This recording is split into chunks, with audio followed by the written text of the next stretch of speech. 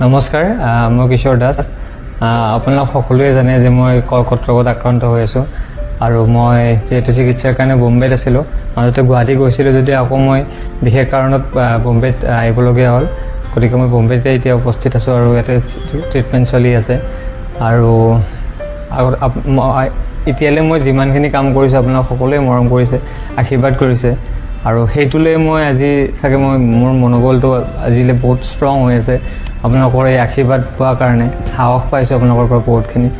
আৰু এইখিনিলৈ মই মোৰ নিজৰ এই ৰোগটোক মই পৰাস্ত কৰিবলৈ মই হেৰি কৰি আছোঁ যিমান পাৰোঁ, কাৰণ মোৰ উইল পাৱাৰটো থাকিলে মোৰ বেমাৰটো মোক হাৰাব নোৱাৰিব।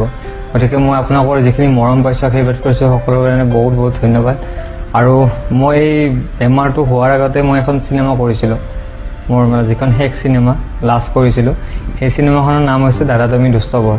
অতি সোনকালে আপোনালোকৰ মাজত আহি আছে আৰু এই চিনেমাখন হৈছে বহুত বেছি হাস্যমধুৰ আৰু ৰোমেণ্টিক হয়। বহুত ভাল পাব আপোনালোকে, মোৰ দৃঢ় বিশ্বাস সেইখন চিনেমা চাই আপোনালোকে সকলোৱে ভাল পাব আৰু পেচা বাচুল বুলিয়ে ক'ব লাগিব আপোনালোকে যদি চায়। গতিকে সকলোৱে চাব, মোৰ বহুত আশাবাদী চিনেমাখনক লৈ। আৰু আপোনালোকে মৰম কৰিব, আশীৰ্বাদ কৰিব, যাতে অনাগত দিনত মই আকৌ নিজৰ কৰ্মস্থানত গৈ আপোনালোকক মনোৰঞ্জন দি যাবলৈ মই সক্ষম হওঁ।